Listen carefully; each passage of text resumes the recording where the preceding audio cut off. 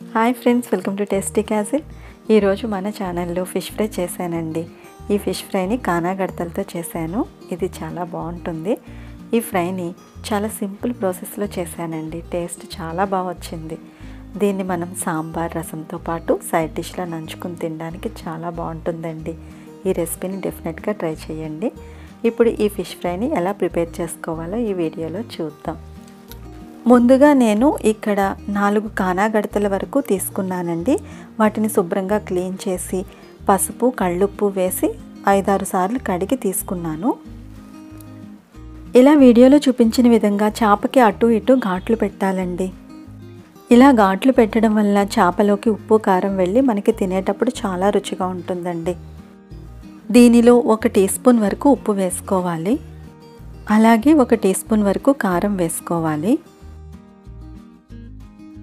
Next 1/2 tea spoon వరకు పసుపు వేసుకోవాలి. ఈ చేపల మీద అరచెక్క నిమ్మరసం పిండాలి. చేపలకి ఉప్పు కారం నిమ్మరసం అన్నీ బాగా పట్టేటట్లుగా చేపలకి కొంచెం మసాజ్ చేస్తూ కలుపుకోవాలండి. చేపల్ని అటు ఇటు తిప్పుతూ వీడియోలో చూపించిన విధంగా ఉప్పు కారం బాగా పట్టేటట్లు కలుపుకోవాలండి. వీటికి 10-15 నిమిషాల పాటు రెస్ట్ ఇవ్వాలండి. ఫిష్ ఫ్రై కోసం ఇప్పుడు మనం స్టవ్ మీద కడాయి పెట్టుకొని 1/2 కప్పు వరకు ఆయిల్ వేసుకోవాలి.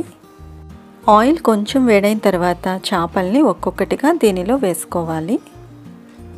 చేపల్ని ఆయిల్లో వేసేటప్పుడు లో ఫ్లేమ్లో ఉంచి వేసుకోవాలండి. 10 నిమిషాల తర్వాత చేపలన్నింటినీ రివర్స్ చేసి లో ఫ్లేమ్లో ఉడికించుకోవాలండి. చేపల్ని ఫ్రై చేసేటప్పుడు ఎప్పుడు కూడా లో ఫ్లేమ్లో ఉంచి ఫ్రై చేస్తేనే చేప లోపల బాగా ఉడుకుతుందండి. చేపలు ఫ్రై అవ్వడానికి కొంచెం ఎక్కువ టైమే పడుతుందండి. నిదానంగా లో ఫ్లేమ్లో ఫ్రై చేసుకోవాలి. వీటిని లో ఫ్లేమ్లో అటు ఇటు తిప్పుతూ ఒక 20 నిమిషాల పాటు ఫ్రై చేసుకోవాలండి.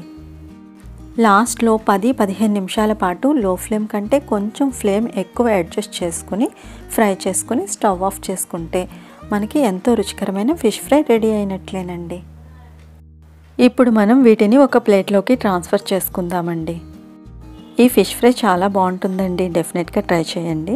ఈ రెసిపీ కనుక మీకు నచ్చినట్లయితే లైక్ చేయండి, షేర్ చేయండి.